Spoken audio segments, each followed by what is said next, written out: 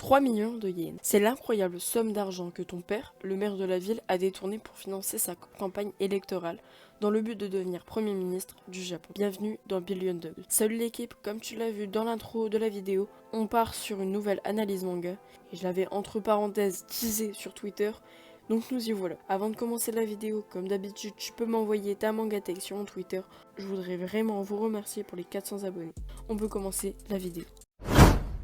Ce manga parle de deux jeunes qui sont issus de classes sociales littéralement opposées, avec d'un côté Ichiro, le fils du maire de la ville qui a tout pour lui. Il est riche, intelligent, populaire et beau. À l'inverse, son camarade Kyosuke est pauvre et n'est pas aussi intelligent que son ami. Le père de Ichiro, maire et politicien corrompu, manigance avec les Yakuza pour financer sa campagne pour devenir le premier ministre de l'archipel. Ichiro, choqué par cette révélation, décide avec Kyosuke de mettre la main sur les 3 milliards avant son père. Ce duo hors pair n'est pas au bout de ses surprises. Alors, est-ce que les deux amis parviendront à atteindre leur objectif? Et quel est le mystérieux passé du père de Kyosuke? Pour commencer, je trouve l'édition vraiment pas très belle. Les covers sont moyennes parce que le fond jaune ou rouge n'est pas beau et j'aurais préféré un paysage comme la ville ou pourquoi pas des yakuza ou quelque chose de plus recherché. Et la tranche n'est pas belle non plus et c'est vraiment dommage parce que ça attire pas les clients. Mais c'est pas vraiment de la faute de Hakata parce qu'ils ont repris les covers japonaises. Mais j'ai une petite théorie sur l'utilisation des couleurs rouge et jaune dans les covers. J'ai l'impression qu'elles représentent les deux personnages principaux, donc Ichiro et Kyosuke, car ils s'opposent mais en même temps elles se complètent. Ou alors je pars vraiment beaucoup trop loin. Côté dessin, les traits sont fins, le dessin est réaliste, les visages des personnages sont très bien faits au niveau des proportions. D'ailleurs je trouve les cheveux super bien dessinés. Les tenues des personnages sont très bien faites et variées. Et même si c'est un détail, j'ai trouvé ça cool. Parce que souvent dans les mangas, les personnages gardent tout le temps les mêmes habits. Du coup ici ça apporte un peu plus de réalisme. Les scènes de combat et d'action sont super bien réalisées. Elles sont lisibles, stylées. Les personnages qui sont en mouvement sont très bien faits et ça rend l'action plus réaliste. Le dessinateur arrive à transmettre l'hypocrisie des personnages en dessinant sur le visage. Et je trouve ça très fort. Je trouve que les visages manquent vraiment d'expressivité. Les chara-design des personnages sont réalistes, intéressants et ils changent de ce qu'on a l'habitude de voir. Les planches où les personnages sont en petits sont moyennes, il y a vraiment des problèmes au niveau de proportion ainsi que d'expression. Néanmoins, les caractères des personnages et leurs émotions sont super bien retransmises dans leurs yeux. Les effets d'ombrage ne sont pas très foncés et sont plutôt clairs et ça correspond totalement au dessin. Au niveau des angles de vue, c'est une masterclass. J'ai l'impression qu'ils sont différents à chaque case et ça rend les planches dynamiques.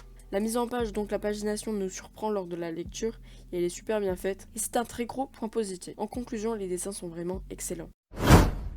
Au niveau des personnages, c'est excellent. C'est l'un des plus gros points forts du manga. Au début, ils sont tous détestables, mais pourtant, ce n'en est pas un défaut pour le moins, parce que ça les rend intéressants, tout comme leur caractère. Mais ça change rapidement, et vous allez vous rendre compte qu'ils ne sont pas si détestables que ça. Au niveau de Ichiro, le protagoniste, il y a pas mal de choses à dire pour commencer. Il est très charismatique, et c'est quand même une qualité très importante pour un protagoniste, mais il est aussi dérangé, voire même flippant sur les bords, dans le sens où il est très voire trop ambitieux et qu'il a vraiment les dents longues. Mais aussi il est légèrement pervers narcissique et aussi très calculateur. Il me fait légèrement penser dans le caractère à Light et même aussi physiquement. Du côté de Kyosuke, je l'adore vraiment.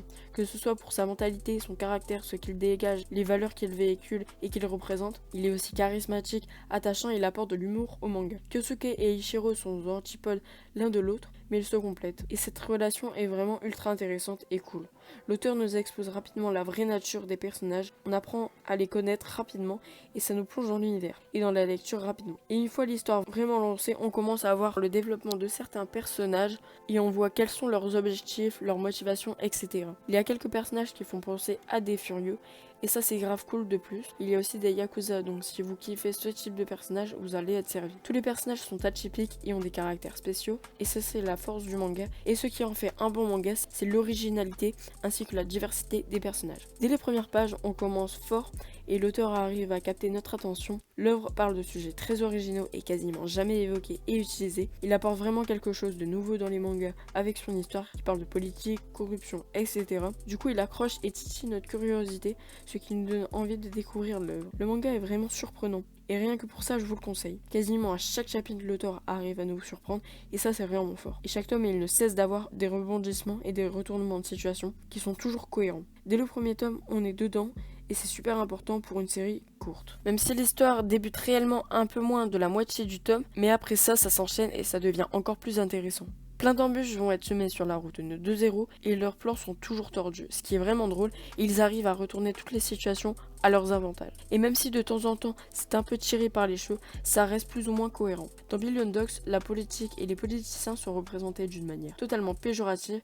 Ils ont tous les défauts et vices. Corruption, mensonge, trahison, hypocrisie, avidité et j'en passe. Donc vous l'aurez compris, l'auteur critique la classe politique, mais aussi la société et son système. Notamment la corruption, les dérives sectaires, mais aussi les humains avides d'argent et de pouvoir, quitte à se tremper dans des business et des affaires pas nettes, et à manipuler les populations à leur profit. Il critique aussi l'effet néfaste que l'argent a sur nous. L'argent apparaît comme une réelle drogue dont on est addict. On fait tout pour en avoir inlassablement plus en étant éternellement insatisfait. On voit par le dessin, mais aussi l'écriture, qu'il nous apparaît comme notre maître et notre vie tourne tout autour de lui. Et que sans lui, nous ne sommes rien. Et tout ça nous fait réfléchir sur notre rapport à l'argent et si on est en quelque sorte manipulé par celui-ci. Pour moi, si le manga devait avoir une problématique, il serait parfaitement résumé par la question et le proverbe « l'argent ne fait pas le bonheur ». Parce que ça fait vraiment écho à la réalité. Et comme je l'ai dit, dans le manga, l'argent devient une véritable drogue pour certains personnages. Mais qu'en est-il dans la réalité? Vers la fin du manga, il y a beaucoup de mystères et on avance dans l'histoire. De plus, à la fin du 3e tome,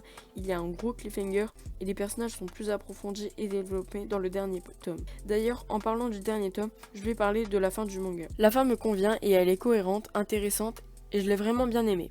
Le suspense dure jusqu'à celle-ci et on se demande vraiment ce qui va se passer. De plus, on fait un bond dans le futur qui est vraiment très intéressant car on voit ce qui s'est passé et toutes les conséquences. De plus, il y a une morale, mais elle peut un petit peu spoiler, donc je vais mettre un timecode pour que vous puissiez la sauter. Pour ceux qui sont restés, la morale est qu'il ne faut jamais trahir ses amis, que l'amitié est quelque chose de très important et que l'on avance avec, mais il ne faut tout de même pas renoncer à l'argent, tout en y faisant attention et ne pas se laisser manipuler. Voilà, le léger spoil est fini. Pour finir, sur la fin, on n'est pas dans le flou, parce que dans certains mangas, on ne comprend pas tout à fait la fin, et on nous explique pas en détail ce qui s'est réellement passé, mais pas ici, et ça c'est cool. Pour conclure, c'est un manga qui n'est pas très long, les tomes sont fins, donc ça se lit vite. C'est un manga qui change d'habitude, donc si vous voulez sortir de votre zone de confort, Billion Dogs peut tout à fait vous plaire.